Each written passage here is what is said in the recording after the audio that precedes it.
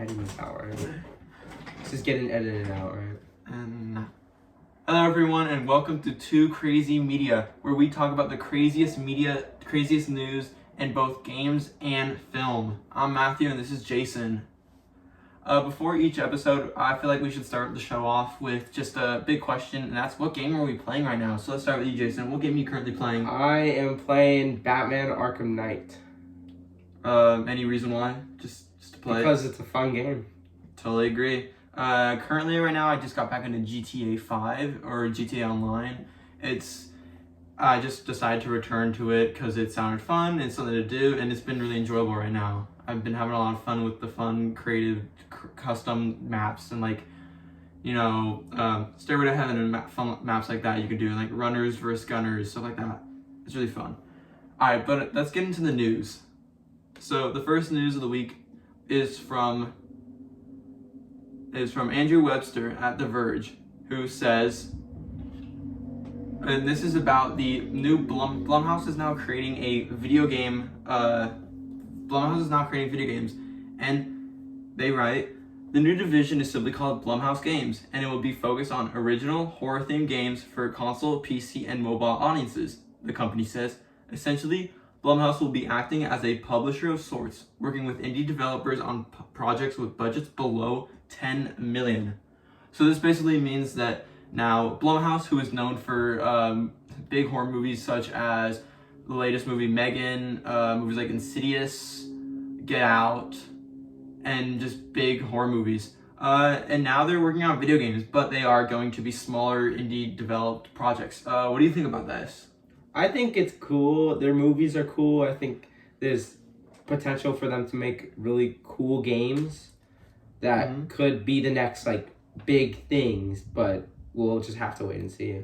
Yeah, it doesn't really excite me too much. I've never been a big fan of horror games, and I feel like with the budgets being below 10 million for each project, it means that the games aren't going to be too big. They're going to be more like, I'd say, almost Dead by Daylight-esque, but not as big. That's still a huge game out there. I can see it almost being like those games like Dead by Daylight, like that new Killer Clowns from Outer Space video game that's coming out soon. I can see, games like Megan get a video game because of how popular it is now, but also, Paranormal Activity and Get Out. Those are, I don't really know if, especially like movies like Get Out, but I can definitely see Blumhouse creating video games, and I think it's just cool to see these companies getting into gaming. Gaming has become so big now that it's only smart to now bring her into games, and I kind of like the way they're going with this almost indie feel. It's interesting. I can kind of see, especially with movies coming out soon, like we just had Megan. I feel like they can really get some big things out of it. But any final thoughts on that? Alright, let's get on to the next report about the Forza Horizon 5 Rally Adventure expansion. Expansion number 2 was just announced. Let's get more into it.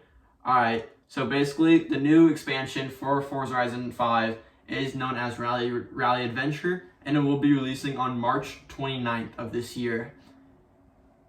So it will be, if you do have you may be asking, how do you get it? Well, if you bought the premium edition of the game or the premium add-ons bundle and the expansions bundle, you will get that game. You will get the expansion for free. But if you didn't, then it's just going to be a standalone purchase at $19.99. Now remember, Forza Horizon 5 is on Game Pass for free. So if you do have Game Pass on Xbox or PC, then the $19.99 is a pretty good deal for both this expansion and the first expansion, which is the Lego expansion. The Hot Wheels expansion, my bad. So, but what do you think about this? Well, I kind of in the middle, because I am not the biggest fan of the off-roading in the main game of Forza, but I think the map for this DLC looks really cool. So I'm excited to try the DLC. I think maybe it'll be better than I think it is, and I'm just excited for it to come out. I can get past the off-road. It's annoying, but I can get used to it eventually. Yeah, I definitely agree. I feel like, so basically to discuss the map. So the map is known as Sierra Nueva, and It's a brand new location, and it's home to the dustiest and dirtiest races in the game. And it also, this is the expansion. This expansion has more races than any other expansion in Forza Horizon history, which is pretty big. So there's a lot of gameplay to get out of it, and it's going to be a pretty fun map. But it mainly is just off-roading. There are probably going to be a couple roads on it, but it's mainly off-roading, which I do agree. Racing, I'm more of a street racing person in Horizon as well. I wish it was the city expansion that everyone's talking about. But I do think that we could just be getting that with Forza Horizon 6 if Forza Horizon 6 is Japan, which is probably the biggest rumor about it. But I am excited for this. I'm excited to get more for Forza Horizon. Forza Horizon 5 is by far my favorite racing game of all time. It's one of the best games out there, and it's just, Playground Games just consistently good at releasing just amazing games and expansions, so I feel like this is no exception.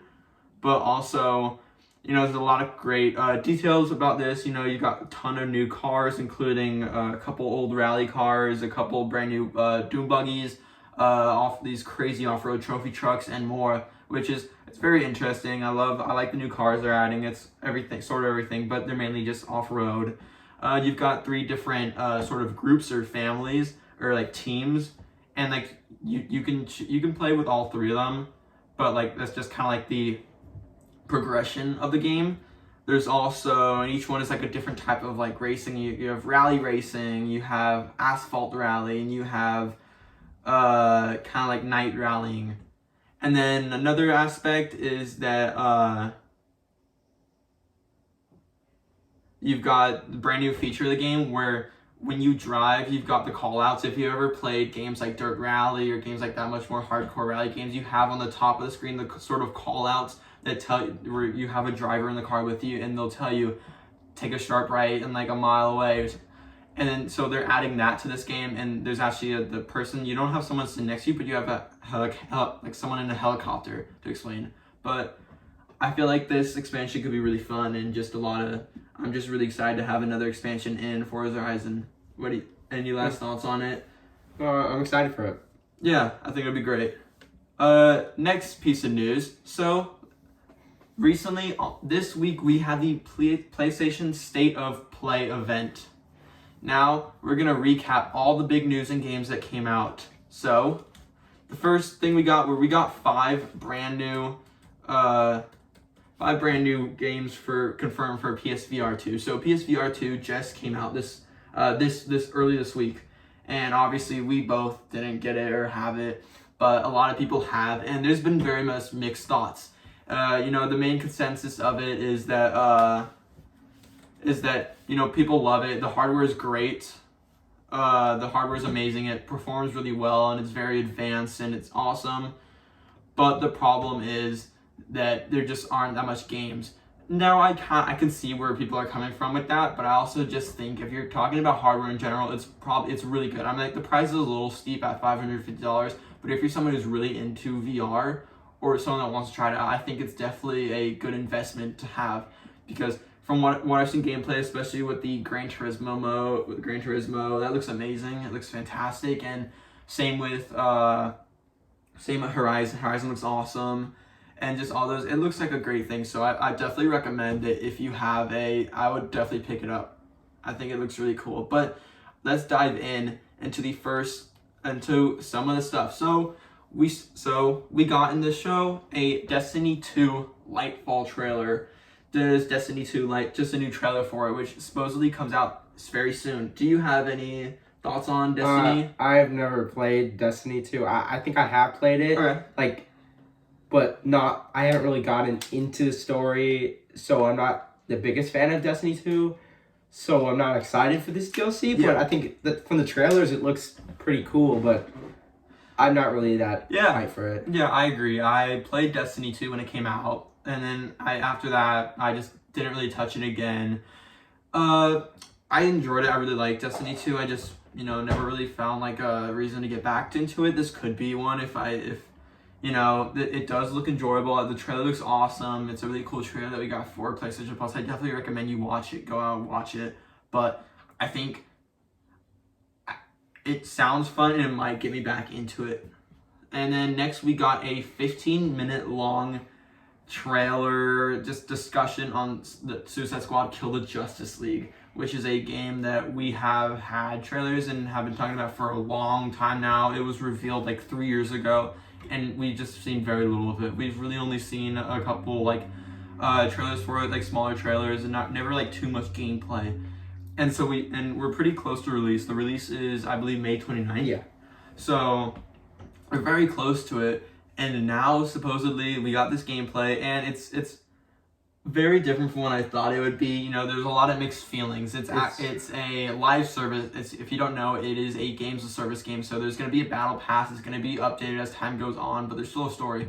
And one thing I'm a little confused on, they haven't really explained, is I don't know if it's fully open world. It is more linear. It seems to be, from the leaked screenshots we've gone to the menu and stuff, it seems to be like you load into a mission and that mission takes you into the part of open world and you kind of get to explore that part, but you're still kind of on rails. It's not really open world. And that's, I don't know if I like that or not, but like the one bad part about this gameplay is it seems to be mainly a third-person shooting game more than a, you know, I feel like with Rocksteady, the people who are working on this game, it's such a big game. You know, Rocksteady are so known for the Batman Arkham games. The Batman Arkham games are absolutely amazing. You're playing one of them right now, and they're just, the combat in those games, hand to hand, is just fantastic. And so to kind of take a studio that's known for amazing hand to hand combat games and kind of now doing a third person shooting game is a little weird. You know, you have, I think one weird thing was Captain Boomerang has a gun and doesn't really use his boomerangs that much. He's just running around with like an SMG. I don't know, that's a little awkward, I'd say. But I mean, like, the game looks cool. It looks, I'm still gonna get it. It looks fun. It looks enjoyable. Though another bad part is that you have to, even if you're playing by yourself, you have to have an internet connection. You have to be online, which that kind of sucks. That's a little bit of a drawback. But other than that, I think it looks okay. What do you think about it? I'm really excited for this game. Okay. Only because I'm a huge fan of the Arkham games. Yeah. So for it to be a sequel to those games is like, it really gets me hyped because I want to see how they continue that universe. But yeah, I am worried for the game because it has some things that I'm not a fan of. I don't like the mission where you just load in, you only get a part of the world. I think that it will be free roam, but I think what the screenshots we've seen are all screenshots after the game is finished, so you can go back and play the missions. I think that it's gonna, or at least some of it's free roam, but I hope it's not. I hope it's all free roam because that'd be really cool. Yeah. Because the map is like apparently like 5 times bigger than Gotham and Arkham Knight. Yeah. But I'm also, a lot of people are like pissed about the battle pass, but I'm not really angry about that because it's not like you don't have to buy it, and also it's only cosmetic. It's not like it gives you an advantage. Well, And we I don't know that. We don't. I think They said that. Okay, They said that. My bad. Then. And also, I don't really care to get skins in the game, and there's also a free pass, so Yeah. I don't really care about that. Yeah. Although I'm not a fan of the whole looter shooter, and I'm not It's a fan very, of it feels how much very, gear you can put on. It feels It's very too much. Borderlands-y. It feels like third-person Borderlands. Like from the screenshots you've seen, the gear and that you can put on, it's very overwhelming, and I can't tell what's going on in the screenshots. And Yeah. it seems like there's so many tabs, and there are so many currencies you can have in the game, which isn't a good thing because that could be a lot of real paid money. But other than that, I think the story for the game and what they're trying to do is really cool, and I think the gameplay yeah. looks a little different than I thought it would be, but I think the third person's good, and I think the different moves for each character and different ways you can fight with them, and I think looks really cool, and I'm just excited to see when it comes out and play it. I feel that. All right, and then after we also got Chia. Chia, spelled Tchia, is a game that we've got a reveal trailer a couple of years ago, and it is finally coming out in next month on March. And if you didn't know, no, we got a release date trailer for it, and we're getting it in March, and it is coming to PS Plus. So if you have Premium or Deluxe, then you can get this game for free. And that's awesome. This is a game I'll definitely try out. It seems interesting. You know, it's definitely a more kiddier game. But it seems really fun though. It doesn't make me not want to play it anymore. It seems to be it looks enjoyable. You know, it almost has like a Mario Odyssey type of vibe where you get to become like the animals and stuff, and you get to play as animals, but also like it looks a lot like if you combine the Mario Odyssey type of, you know, throwing the hat to become an animal, and the sort of almost look and feel of like Breath of the Wild. And so I think that could be a really fun game. I know you don't really. I'm not the biggest interest in it. Another game we got was Humanity. Humanity is a game from the makers of Tetris Evolution and I think Tetris Effect, my bad. And it, I feel like we saw this game a couple years ago as like a VR title. I could be wrong, but now it's like a game. I recommend watching the trailer because it's really hard to explain. It's like you play as a white dog and you kind of like lead like just like a bunch of like AI people just like around like levels, and you can play it in VR or not. And it seems to be almost puzzle game with some like combat elements and stuff like that. It seems meh. Another trailer we got, this is probably I think the most exciting thing for me during the event was Resident Evil 4. We got another trailer for it that kind of just showed us even more of the story. We got, you know, it looks amazing.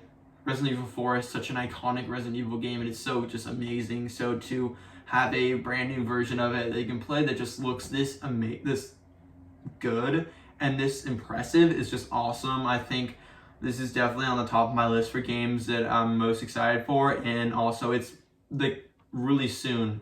It comes out next month in March, mid-March. This is out, so we're only just a couple weeks away, and it should be a great game. And also, Capcom did announce that there is a special demo coming soon for the game. So hopefully in a week or two we will be able to play a little bit of this game and get a feel for it. Another one was we got a new trailer for Street Fighter 6, another Capcom game.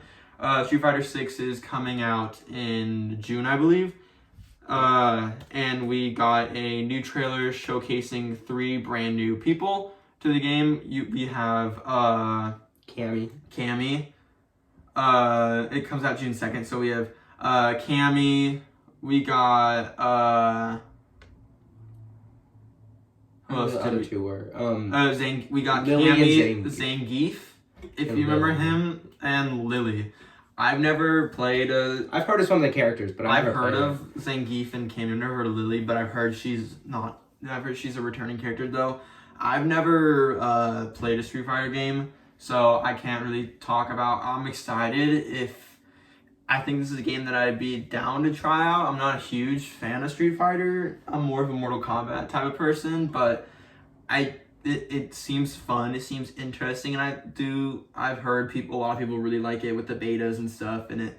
So it's definitely a game I can check out, and just having more characters revealed is also fun. I know you've also never. No, I've never played it. Yeah. I like fighting games, but I'm not really into the type of fighting games that Street Fighter is. We got another game we got was just Baldur's Gate 3, just a top-down game. We also got a new trailer for a game called Wayfinder.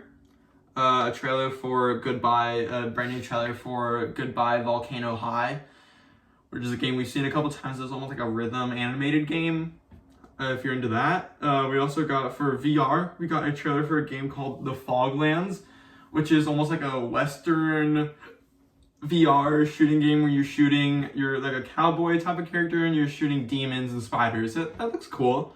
We also have Green Hell VR. I believe Green Hell is a game that's already out on PC and Steam, and it's a survival game.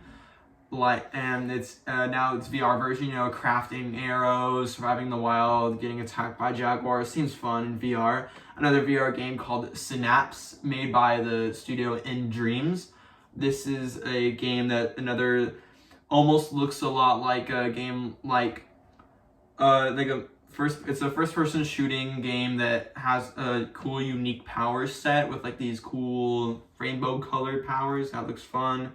Another VR game called Journey to Foundation, which is a game based off a popular book of the same name, I believe. And that seems interesting. It's another shooting game. And then we have another VR game, Before Your Eyes. This is a very unique VR game coming that's already out on other VR platforms, but is now coming to PSVR 2. And this uses eye tracking, the new eye tracking feature of PSVR 2, where every time you blink, the game moves on. So you kind of like, I've heard it's very emotional, it's very sad. So if you want a good tearjerker in VR, this is definitely the game to go with. We also got a trailer for Naruto X Boruto Ultimate Ninja Storm Connections. Nothing really important. If you're excited for that, if you're a Naruto fan, that's awesome. So yeah, that was all.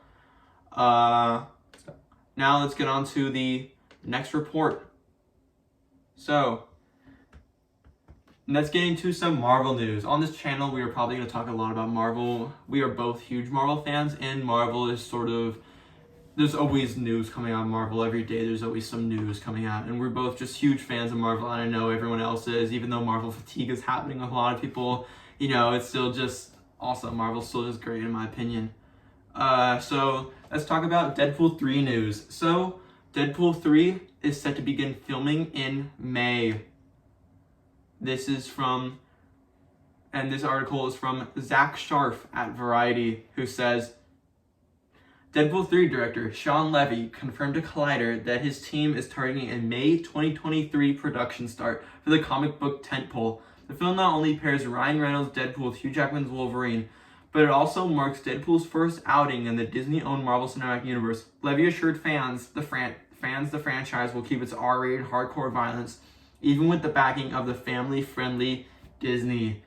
All right, what are you thinking about this? I'm very excited for this movie because I just think I'm excited to see Deadpool in the MCU, of course, but I'm also excited to see Hugh Jackman back as Wolverine. Even though I've never really been a fan of Wolverine, I am a fan of Hugh Jackman. I would say. Well, I like Wolverine, but I've never been like a fan. I never cared to see him. So, but I do think it's really cool that he's in the MCU now, and I hope that both of these characters can stay in the MCU and are not in there for just one movie and they actually play a big role.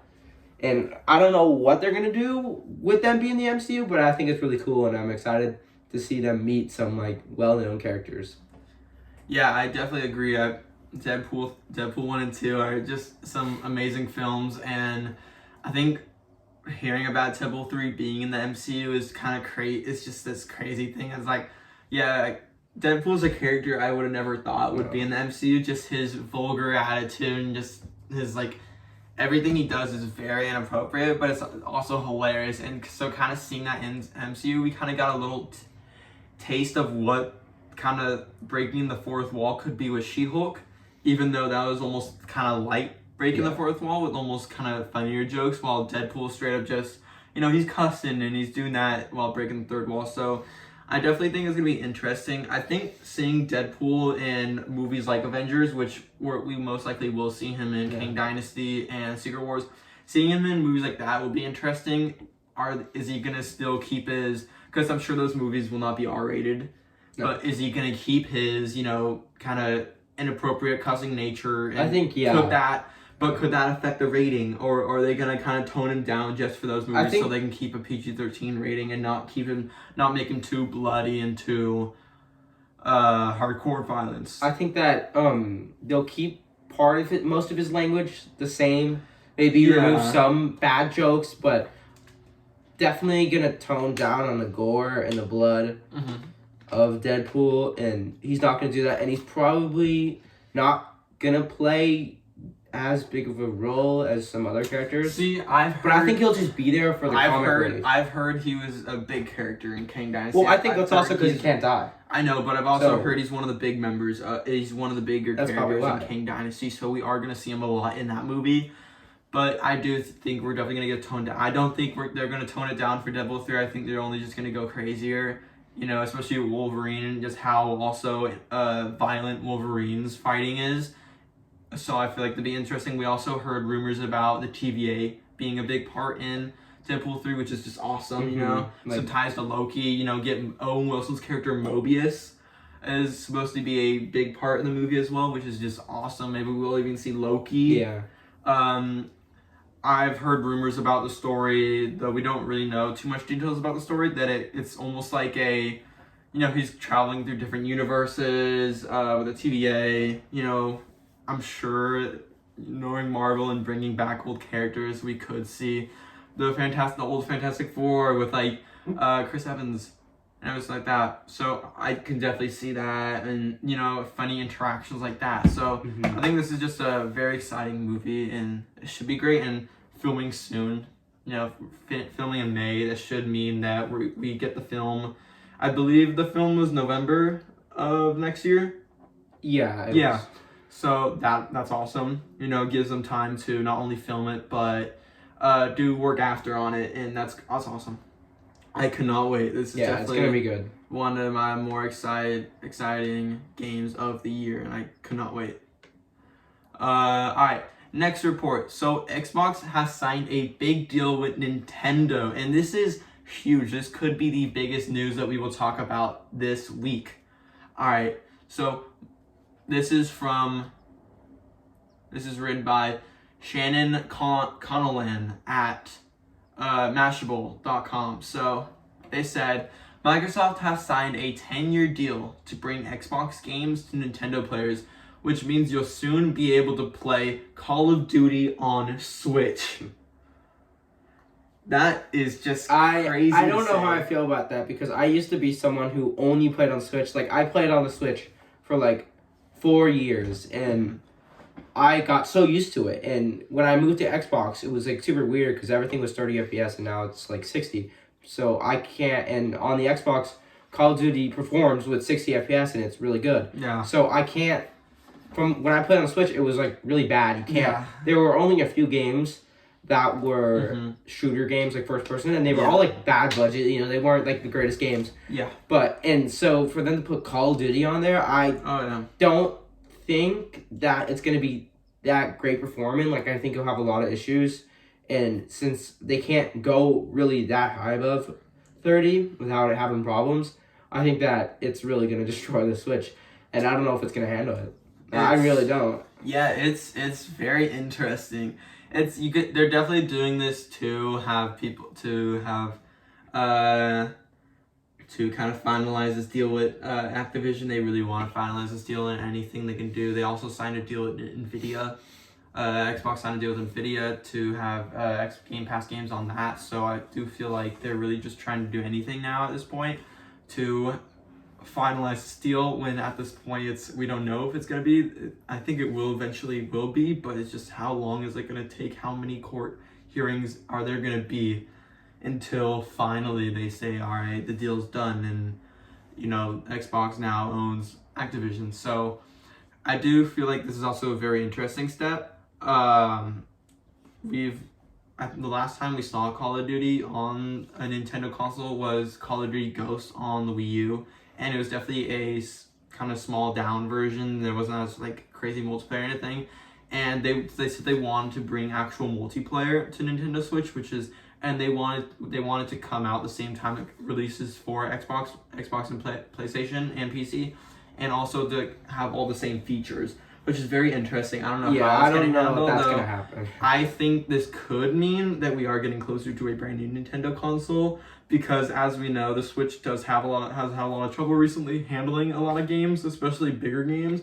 So this could mean that we're closer than we think to a brand new Nintendo console that can actually handle a game like Call of Duty. Obviously, this deal isn't going to actually start. We're not going to start getting Call of Duty games on Switch until the deal goes through, which will probably be late this year. So I don't think we will see a Call of Duty game until COD 2024 at least. I don't think this year, which we will get into this year's Call of Duty game later in the show, but I don't think we will see. I think 2024 at the earliest. That's when we'll see Call of Duty come to the Switch. But it's definitely interesting. Is it gonna, especially if we have a new Nintendo console, it's on a new Nintendo console, is it gonna be 30 frames per second? I think there will be a new Nintendo console, and I think it will be above. Okay, 60? Yeah, okay. 60. But at the same time, is it going to be cross-platform, or are you going to be able to play with Xbox and I PlayStation and PC don't players? see that happening. No. That's a different story.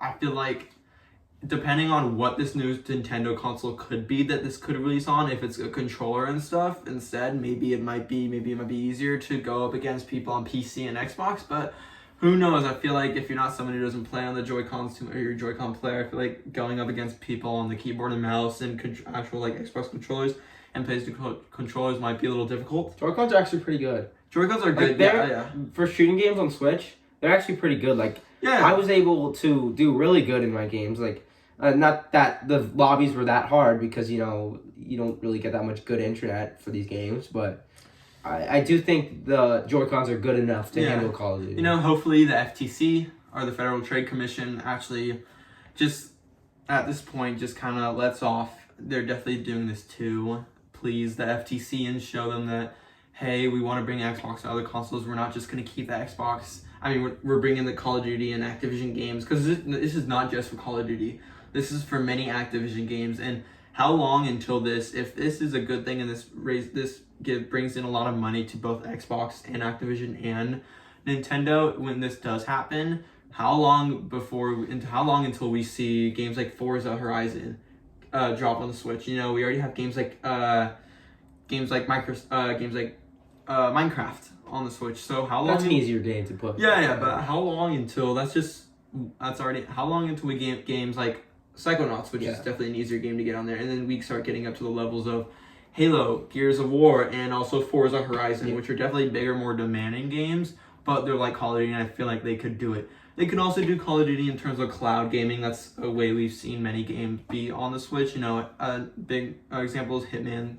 The latest Hitman game is on the Switch. If you didn't know, you can actually play Hitman 3 on the Switch. It's crazy, but that's through cloud gaming. That's the same with Control. Control, another game, is also on the Switch through cloud gaming. So whatever they do, I am very excited to see how Call of Duty performs on the Switch. But on to the next news. So Doctor Strange 3 and Eternals 2 and Shang-Chi 2 have all been placed on the MCU calendar. Some more Marvel news. Sorry if you're not a big fan of Marvel. That's just a lot of Marvel news this week. But so this is coming from Brian Cronin at CBR.com. So, reliable industry insider Casey Walsh revealed on social media that both Shang-Chi 2 and Eternals 2 have been added to Marvel Studios' internal production calendar. While Shang-Chi 2 and the Legend of Ten Rings receiving a sequel has been more of a matter of when and not if, the news that Eternals is receiving a sequel, while certainly set up with the ending of original Eternals film, is more surprising news. All right. So we're both big Marvel fans. What do you feel about getting Eternals, all these movies very soon? So it's Eternals 2, Shang-Chi 2, and there's one more. Doctor Strange 3. Doctor Strange 3. Okay. So I'm very excited for Shang-Chi 2. We already know the title of it. Do we? Yeah, Wreckage of Time. That was a leaked title. Yeah, but I think it's gonna be real. Yeah. Because there's been also plot leaks apparently. I just don't really know what they are. But Yeah. But I'm very excited for Shang-Chi 2. Oh, yeah. Shang-Chi 1 was... Because Shang-Chi 1 was like one of the best Phase 4 movies. Shang-Chi 1 was great. Eternals 2, I'm one of those people who doesn't hate Eternals. Like, it's very hated, but I thought it was a good movie. I thought Eternals was okay. I didn't hate it, but I didn't love it. It was very meh for me. Though I do think Eternals 2 could be good. Depends on how they do it. Also, are we gonna get Chloe Zhao back, or do you think we'll get a different? I think we'll get a different director. Same. For Shang-Chi 2, we're definitely gonna get Dustin Daniel Cretton. He seems to be in a much better relationship with Marvel, especially now that he's also directing King Dynasty, which is huge. So you can tell that Kevin Feige and Marvel wants him for more projects. So I can definitely see him, even though he'd be really busy then, with King Dynasty and Shang-Chi 2, and also a reported TV show following the Shang-Chi characters. It's very interesting, but I do find that's very cool. And also, finally, Doctor Strange 3. I think we got a very obvious setup for Doctor Strange 3 at the end of Doctor Strange 2. Spoiler alert, the movie's been out and you can see it on Disney Plus if you haven't, but spoiler alert, I don't want to spoil the end, but the end credit scene basically confirmed a Doctor Strange 3 is happening, and the big character that we're going to see in it. We don't know who the villain will reportedly be, but I have my guesses that it could be someone like Dormammu or something like that. But so that could be fun. You know, maybe Scott Derrickson could return. Yeah, And- I don't think Sam Raimi will return. Yeah, if Sam Raimi does return, I do hope they let Sam Raimi be even more Sam Raimi.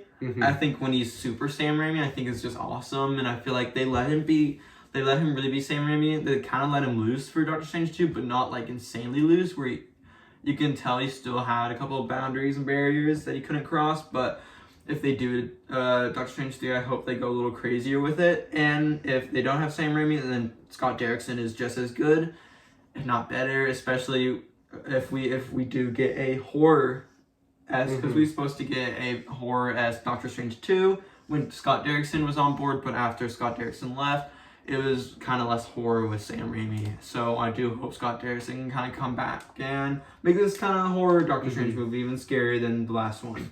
And I think that'd be awesome. But having it on the calendar, you know, it doesn't confirm anything from happening. It doesn't confirm these, but it's like a 99% chance that these will happen soon. Who knows when in the timeline? I can see. I think Phase. There's a lot of unannounced projects in Phase 6, so I think 6. I can see Phase 6. I can see Doctor Strange 3 being between King Dynasty and Secret Wars, and with Shang-Chi 2, I can see that maybe being before the Wreckage of Time. I could maybe actually see that after King Dynasty. And Eternals 2, honestly, I have no clue. Yeah, no. We don't know anything. I have no clue. But that's that. Before we get on to the next news, I just want to say, if you're watching this and you are enjoying, then please go subscribe and turn on notifications. But to get on to the next news. So, Konami to have huge E3 this year with Metal Gear Solid 3 Remake and Castlevania game, a brand new one. Now, this is a rumor, so take this all with a grain of salt, but I think this could be pretty big if true. So, and this is coming from Luis Prada at Game Rant. So, according to a new report, Konami will make an appearance this year at this year's E3, and it is looking to make a huge splash. So, this could be, it's gonna be big. So, Konami is planning to reveal the long-rumored remake of Metal Gear Solid 3 Snake Eater at E3. It's also supposedly showing off a revival of the Castlevania series and at least some of the Silent Hill games the studio has in works. What are we feeling about this? So I'm not a fan of either games, but okay. I know the Metal Gear Solid series, so yes. I think that's kind of cool. But Castlevania, I don't know anything about it. The only reason I know two of the characters is because they're two characters in Smash Brothers. Okay, yeah. But that's really all I know about Castlevania. Yeah. But I think Metal Gear Solid is really cool. I like Snake, so yeah. Yeah, I think could be really cool. Take this all obviously with a grain of salt. We don't know if this is true or not, but having a remake for Metal Gear Solid 3, the Snake Eaters, everyone has their own opinions, but a lot of people do say that Metal Gear Solid 3 is the best Metal Gear Solid game. It's always been a kind of thing.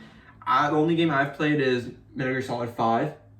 I really enjoyed that. I love the stealth of it, and I feel like having a remake for Metal Gear Solid 3 that feels more like 5 and has a lot of more stealth and is super stealth focused like number 5 is, I feel like that'd be awesome. That's definitely a 100% get for me.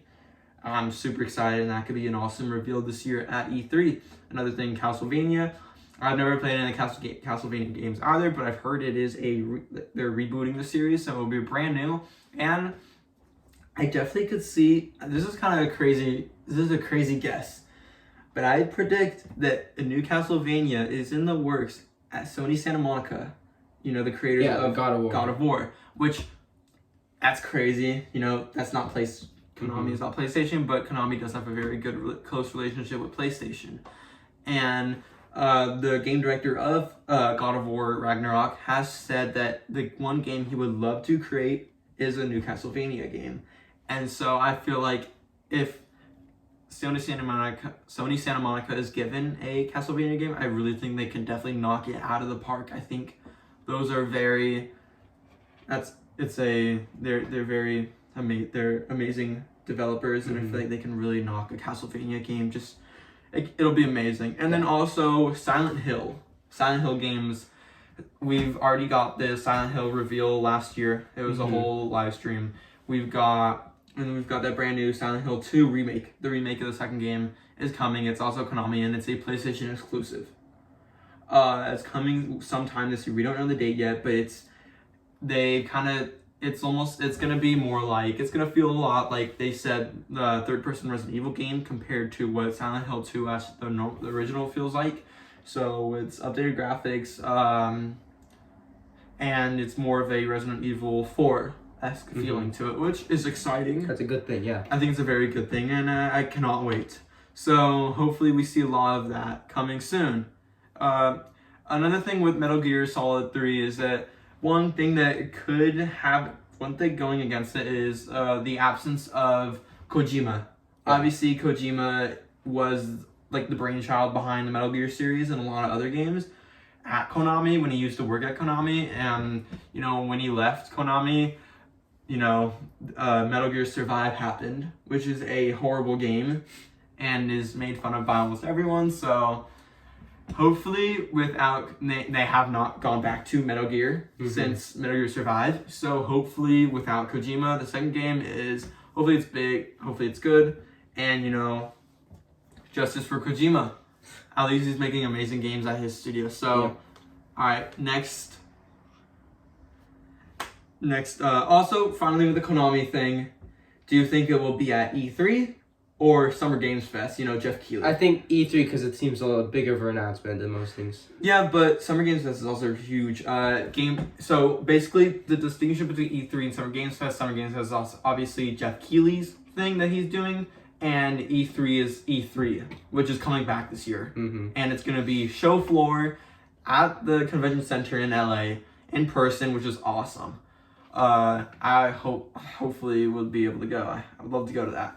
But E3, you've got smaller, Ubisoft is coming to E3 and stuff like that, but Summer Games Fest is Nintendo, Xbox, and PlayStation. It's got bigger, so I don't know. I feel like we're probably going to see Konami at E3, even though, because they do have a close relationship, they could just show up at I think E3. the PlayStation event, which, I haven't said this yet, but the show is very much inspired by Kind of Funny games. We're huge Kind of Funny fans, and the show is definitely inspired by Kind of Funny games, and they're games daily, and the videos they put out. So if you're a fan of it or enjoy what we're doing, go subscribe, go watch Kind of Funny. They're a million times better than us. But one of the hosts there has been constantly talking about how PlayStation will return this year for in-person live stream.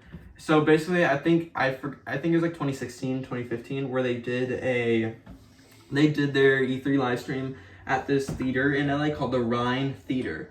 And it was this theater, and they had this huge thing where people were they were moving the audience from room to room, and like for each game they had a performer with for God of War they had a guy with a banjo, a guitar, and for Ghost of Tsushima they had a guy with a flute, and then for Last of Us they had a guy with a banjo, and then they showed the trailer. So it definitely made it more immersive, and I think that would be really funny to come back. And I know he's the guy Kind of Funny. He's been constantly saying that's gonna happen. So I do, maybe Konami could show up at the Rhine Theater E3 PlayStation event. That'd be pretty cool. But we'll see. We'll see when it happens. But on to the next, more Marvel news. So let's talk about. But this is casting news. So Steven Yeun, if you don't know, is an actor who is known for roles like The Walking Dead, and most recently he was in Nope, movie we both saw, we both really enjoyed. Yeah. But this is coming from Justin Kroll at Deadline. So, following his Oscar-nominated role in Minari and scene-stealing part in Nope, Steven Yeun is continuing to show his range as he is now looking to add a Marvel movie to his resume. Sources tell Deadline, Yeun is set to join Marvel Studios' Thunderbolts, and a part that is not only significant to this film, but could also play a role going forward in future films of the Marvel Cinematic Universe. That's pretty big. Mm-hmm. Steven Yeun, after seeing Nope, I definitely am excited to see him in another. He was great in Nope, and I cannot wait to see him in this movie. Thunderbolts is definitely one of the more hyped movies, in my opinion. Kind of everything that people have said about it seems awesome, and Steven Yeun being in it as a huge character that's going to have effects not only for this movie, but for other Marvel movies is just huge. What do you think? I really am excited for this because after seeing Nope, I really like him. I thought he was great in the movie. I thought he did one of the best acting jobs in that movie by far. Yes. So, for him to be in Marvel, we don't know who he's going to play. He could play a villain, he could play a good guy, but I think whatever he plays, he'll play good. And if he really is a big role in the movies and they're not just saying that, I think that he could be really good in that. I hope he does cool stuff in the MCU because he's a good actor and I want to see him do a lot. Yeah, I definitely agree. I think if we were to guess or what character he's gonna play, it's between either probably Sentry or Mr. Negative, or what's their name? I think it was Amadeus Choi. I think. No. It could be him. The Spider-Man villain. Martin Lee. Yeah. All right, maybe that's in the game. What's his name? Mr. Negative. Mr. Negative. Okay, Mr. Negative. Yeah, Mr. Negative. Okay, so Mr. Negative, Spider-Man villain. If you played Spider-Man on PS4, you'll probably know him. If you don't, look him up. Mr. Negative, that'd be a cool character for him to play. That's obviously a villain. And Sentry. Sentry is basically it's like a mix between, it's the Marvel version of Superman. It's basically the Marvel version of Homelander. If you've ever seen The Boys, Homelander is the really messed up, evil Superman type of character, but everyone thinks he's good, but he's like totally like screwed up, and he's like really evil. And that's kind of Sentry in the comics. Sentry is super powerful and is a villain, and I can definitely see Steven Yeun playing Sentry. I think that's a really fun role for him to play, and awesome as well. I'd love to see Sentry, and that's definitely one I expected for a while to be in. That's definitely a character I was expecting for a while to show up in MCU, but hopefully I'd love to see a awesome look at Sentry and I think Steven Yeun can totally just do. He'd be great as that role. All right, next news report. Kind of getting closer to the end. So, COD. So this is about the COD news for this year, COD 2023. So it is reported that a Modern Warfare 2 expansion for this year's COD is being created by Sledgehammer has now turned into a full price title this year. So it was reported earlier, we used to think that it used to be reported that Call of Duty was getting, this year they were taking a break. This is going to be the first year in a while that Call of Duty is taking a break from a full-time release. And people thought there'd just be like a bigger expansion like what Sledgehammer was making it, who made Advanced Warfare, World War II, and most recently Vanguard, which, those games I have opinions on. They're definitely my least favorite COD developer, but I still think they can definitely knock something out of the park if they're given the chance. But so in their game they were creating an expansion reportedly, but now it is turned into a full price game, which we heard recently. There's on the news also that we are getting a full price title this year. They are not doing what they said they were with a small price title, but just a full price title that we're getting this year. And that's very interesting. So this report is coming from Ryan LeMay at Dexerto, who says, so on February 9th, Insider Gaming reporter Tom Henderson reported Call of Duty 2023 would be a complete game instead of a premium DLC. Charlie Intel backed up the leak by confirming Insider Gaming's report corroborates what we've heard, in that there was a shift from doing just a 2-year expansion to a full premium game for 2023. Henderson added that the game would be connected to the Modern Warfare series and developed by Sledgehammer Games. He also revealed the COD 2020. He also revealed the COD 2023 beta weekend and full release dates. That's pretty big. Mm-hmm. I don't know why they're doing this whole. I think a expansion for Modern Warfare 2 would have been just fine.